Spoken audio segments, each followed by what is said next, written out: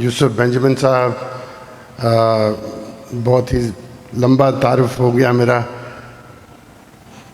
دوستو، یہ کنونشن تو ہم نے 7 سال پہلے منانا شروع کیا جب ادارہ برائے سماجی انصاف کی داغ بیل پڑی،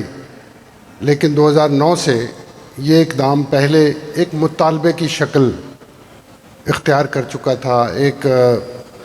منشور کی شکل اختیار کر چکا تھا۔ حد یہ کہ 1997 میں کچھ لوگوں پر 11 اگست کے حوالے سے اس کو دن، نہ صرف یہ کہ دن اس کو ڈکلیئر کیا جائے، بلکہ یہ کہ 11 اگست کا جو پیغام تھا قائد اعظم کی تقریر کا، اس کو پاکستان کے نظام میں جگہ دی جائے، پاکستان کے آئین میں جگہ دی جائے، پاکستان کی درسی کتب میں اس کو جگہ دی جائے۔ یہ مطالبہ کرتے ہوئے کچھ لوگوں پر غداری کا پرچہ ہوا تھا۔ مشیل چودھری یہاں پر بیٹھی ہیں، ان کے والد سیسل چودھری، بشپ جان جوزف، کلیمنٹ شہباز بھٹی، یہ وہ نام تھے جن کے ساتھ اسلام آباد میں 11 اگست کو پرچہ درج ہوا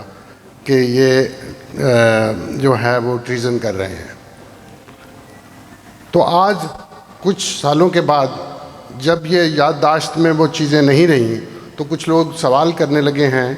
کہ 11 اگست جو کہ 14 اگست سے پہلے یوم اقلیت، یہ کیا اس کا کوئی پیرالل ہے؟ یہ کیوں منایا جائے؟ اور یہ کیا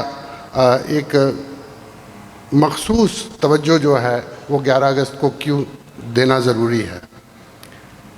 مختصر وقت جو مجھے دیا گیا ہے بات کرنے کے لیے، اور یہ بھی مطالبہ کروں گا کہ اگر تھوڑا سا وقت کو بڑھا دیا جائے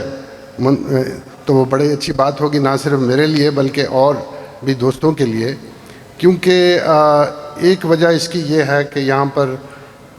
سیاسی جماعتوں کی جو نمائندگی ہے اس میں تو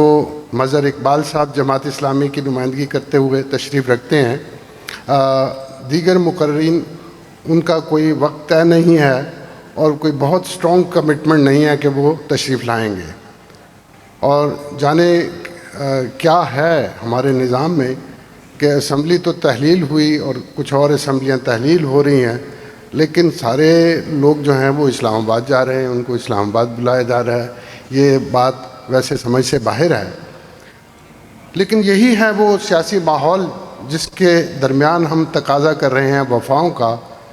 اور اس وجہ سے یہ وقت تھوڑا سا میں کہوں گا کہ آپ اگر بڑھا دیں گے ہمارے یہاں جو مقررین ہیں ان کے لیے تو یہ زیادہ بہتر ہوگا۔ ادارہ برائے سماجی انصاف کی یہ انڈرسٹینڈنگ ہے کہ 11 اگست اب بھی ایک مطالبے کا نام ہے، ایک متبادل نظام کے مطالبے کا نظام، ایک متبادل معیار کے مطالبے کا یہ نام ہے جس کو ہم یوم اقلیت کہتے ہیں، اور ایک حکومت نے اس کے اوپر توجہ دی۔ سب کی توجہ اتنی نہیں رہی جتنی کہ اس پہ ہونی چاہیے تھی، اور یہی وجہ ہے کہ جو سرکاری مزاج ہے اور سرکاری ترجیحات ہیں اس کے اندر وہی بات دیکھنے میں آتی ہے جو قائد اعظم کے بیان کردہ سیاسی اصولوں اور سیاسی خیالات سے مختلف تھی۔ ہمارے سامنے 2-3 دستاویزات ہیں جو اہم ہیں اس اعتبار سے۔ ایک 11 اگست کی تقریر، اول 14 نکات قائد اعظم کے، قرارداد پاکستان، قرارداد لاہور جس کو کہا جاتا ہے، اور لیاقت نہرو معاہدہ۔ اس کے اندر اگر کوئی فکر جو ہے وہ سامنے آتی ہے تو وہ یہ ہے کہ یہ جو تخصیصیت ہے جس کو ایکسیپشنلزم کہا جاتا ہے، یہ 14 نکات میں انہوں نے اس لیے مسلمان اقلیت کے لیے خاص طور پر وہ تخصیصیت کا مطالبہ کیا تھا کہ اس کے ذریعے سے پسماندگی کو دور کرنا تھا، اور کوئی وجہ ایسی اس کے اندر تحریری طور پہ نظر نہیں آتی۔ پسماندگی کو دور کرنا اس کا مطلب ہے کہ اصل مقصد ہے، اور متبادل طور پہ یا اپوزٹ سائڈ پہ جو حقوق کی مساوات ہے اس کے اصول کو قائم کرنا، کیونکہ وہی انصاف ہے۔ حقوق کی مساوات اگر نہیں ہے تو پھر مساوات جو ہے انصاف پرور نظام میں نہیں ڈل سکتی، وہ کوئی انصاف پرور نظام قائم نہیں کر سکتی اگر وہ حقوق کی مساوات نہیں ہے۔ اعلانیہ اور بیانیہ طور پہ تو آئین پاکستان میں بھی ایسا ہے، لیکن آئین پاکستان ہم جانتے ہیں کہ اپنی ہی نفی بہت سی جگہوں پر کم از کم 25 مقامات پر مذہب کی بنیاد پر وہ تقسیم کرتا ہے، اور اس وجہ سے ہم یہ سمجھتے ہیں کہ وہ بھی اپنے اصول کی نفی کرتا ہے، اور وہ بھی درست ہونا بہت ضروری ہے۔ لیکن بہت سی باتیں ایسی ہیں جو روزمرہ معاملات اور پالیسی سے تعلق رکھتی ہیں۔ ابھی کل ہی کی بات ہے،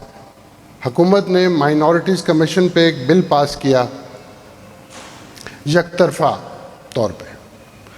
جانبداری کا استعمال کرتے ہوئے امپوز کیا گیا۔ وہ جس طرح کا کاغذی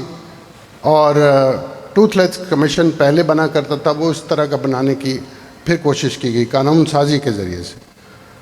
شکر یہ ہے کہ اس کے اوپر آوازیں اٹھیں، joint action committee for people's rights ان کی طرف سے اسٹیٹمنٹ آیا، اور ان کو بتایا گیا کہ دیکھیے باقی جو حقوق کے کمیشن بنے ہیں، اگر اس میں اسلامی نظریاتی کونسل کی ضرورت محسوس نہیں کی گئی تو یہ کیا وجہ ہے کہ یہ جو اقلیتی کمیشن ہے اس کے گورننگ بورڈ پہ ان کا ہونا ضروری ہے۔